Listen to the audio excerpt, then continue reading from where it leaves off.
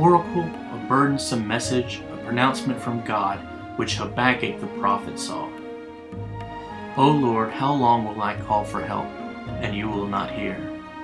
I cry out to you violence, yet you do not save. Why do you make me see iniquity, and cause me to look on wickedness? For destruction and violence are before me. Strife continues and contention arises. Therefore, the law is ineffective and ignored, and justice is never upheld. For the wicked surround the righteous, therefore justice becomes perverted. The Lord replied, Look among the nations, see, be astonished, wonder, for I am doing something in your days. You would not believe it if you were told. For behold, I am raising up the Chaldeans who will rule in Babylon, that fierce and impetuous nation who march through the earth, to make possession of dwelling places that do not belong to them. The Chaldeans are dreaded and feared. Their justice and authority originate with themselves and are defined only by their decree. Their horses are swifter than leopards and keener than hungry wolves in the evening. Their horsemen come galloping, their horsemen come from far away. They fly like an eagle swooping down to devour. They all come for violence. Their horde of faces moves eagerly forward. They gather prisoners like sand. They make fun of kings, and rulers are a laughing matter to them. They ridicule every stronghold and heap rubble for earth mounds and capture it. Then they will sweep up like the wind and pass on, but they will be held guilty, and all the men whose own power and strength is their God. Are you not from everlasting, O Lord my God, my Holy One? We will not die. O Lord, you have appointed the Chaldeans who rule in Babylon to execute your judgment, and you, O Rock, have established them to correct and chastise. Your eyes are too pure to approve evil, and you cannot look favorably on wickedness. Why then do you look favorably on those who act treacherously? Why are you silent when the wicked Chaldean oppressors destroy those more righteous than they? Why do you make men like the fish of the sea, like reptiles and creeping things that have no ruler, and are helpless against their enemies? The Chaldeans bring all of them up with a hook, and drag them away with a net, and gather them together in their fishing net, so they rejoice and are glad. Therefore they offer sacrifices in their net, and burn incense to their fishing net, because through these things their catch is large, and they live luxuriously, and their food is plentiful. Will they continue to empty their net, and mercilessly go on destroying nations without sparing? I will stand at my guard post, and station myself on the tower, and I will keep watch to see what he will say to me, and what answer I will give as his spokesman when I am reproved. Then the Lord answered me and said, Write the vision and engrave it plainly on clay tablets, so that the one who reads it will run.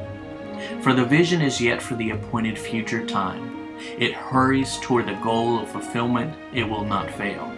Even though it delays, wait patiently for it, because it will certainly come. It will not delay. Look at the proud one. His soul is not right with him, but the righteous will live by his faith in the true God. Moreover, wine is treacherous and betrays the arrogant man, so that he does not stay home.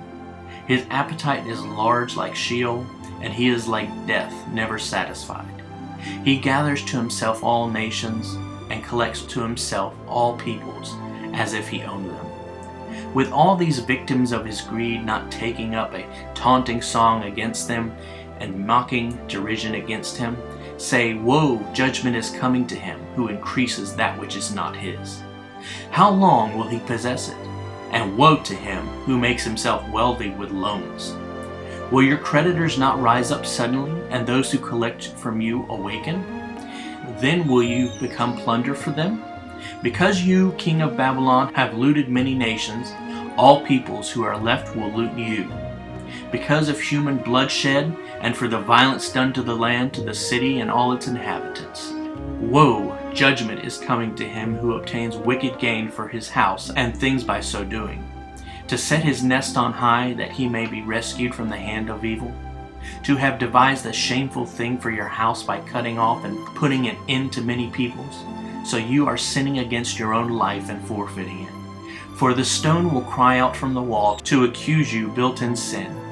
and the rafter will answer it out of the woodwork. Woe! Judgment is coming to him who builds a city with bloodshed and establishes a town by violence. Is it not indeed from the Lord of hosts that people labor only for the fire that will destroy their work? And nations grow weary for nothing, that is, things which have no lasting value? But the time is coming when the earth shall be filled with the knowledge of the glory of the Lord, as the waters cover the sea. Woe! Judgment is coming to you who make the neighbors drink, who mix in your venom to make them drunk, so that you may look at their nakedness. You will be filled with disgrace instead of honor. Now drink and expose your own nakedness.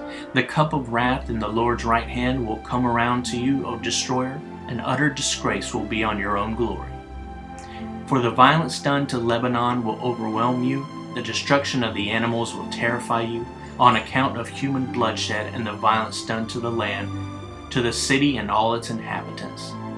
What profit is the carved image when its maker was formed? It is only a cast image and a teacher of lies. For its maker trusts in his own creation as his God when he makes speechless idols. Woe! Judgment is coming to him who says to the wooden image, Awake, and to the speechless stone, Arise. And that is your teacher? Look, it is overlaid with gold and silver, and there is no breath at all inside it. But the Lord is in his holy temple. Let all the earth hush and be silent before him. A prayer of Habakkuk the prophet, set to wild and enthusiastic music. O Lord, I have heard the report about you, and I fear. O Lord, revive your work in the midst of the years. In the midst of the years, make it known. In wrath, earnestly remember compassion and love. God approaching from Sinai comes from Teman, Edom, and the Holy One from Mount Paran, Salah. Pause and calmly think of that. His splendor and majesty covers the heavens, and the earth is full of his praise. His brightness is like the sunlight. He has bright rays flashing from his hand. And there, in the sun-like splendor, is the hiding place of his power. Before him goes the pestilence of judgment as in Egypt, and the burning plague of condemnation follows at his feet, as in Sennacherib's army. He stood and measured the earth. He looked and startled the nations. Yes, the eternal mountains were shattered. The ancient hills bowed low and collapsed. His ways are eternal. I, Habakkuk, in my vision, saw the tents of Cushan under distress. The tent curtains of the land of Midian were trembling. Did the Lord rage against the rivers, or was your anger against the rivers? Or was your wrath against the Red Sea, that you rode on your horses, on your chariots of salvation? Your bow was made bare, the rods of chastisement were sworn. Salah. Pause, calmly think of that. You split the earth with rivers, bringing waters to dry places. The mountains saw you, and they trembled and writhed as if in pain. The downpour of water swept by as a deluge. The deep uttered its voice in rage. It lifted its hands high. The sun and moon stood in their places as before Joshua. They went away at the light of your swift arrows, at the radiance and gleam of your glittering spear. In indignation you marched through the earth. In anger you trampled and threshed the nations. You went forth for the salvation of your people, for the salvation and rescue of your anointed people Israel. You struck the head from the house of the wicked, to lay him open from the thigh to the neck. Salah. Pause and calmly think of that. With the enemy's own spears you pierced the head of his hordes. They stormed out and scattered us, rejoicing like those who secretly devour the oppressed of Israel. You have trampled on the sea with your horses, on the surge of many waters. I heard, and my whole inner self trembled. My lips quivered at the sound. Decayed and rottenness entered my bones, and I tremble in my place, because I must wait quietly for the day of distress, for the people to arise who will invade and attack us. Though the fig tree does not blossom, and there is no fruit on the vines, though the yield of the olive fails, and the fields produce no food, though the flock is cut off from the fold, and there is no cattle in the stalls, yet I will choose to rejoice in the Lord. I will choose to shout in exultation in the victorious God of my salvation. The Lord God is my strength, my source of courage, my invisible army. He has made my feet steady and sure like hinds' feet, and makes me walk forward with spiritual confidence on my high places of challenge and responsibility. For the choir director on my stringed instruments.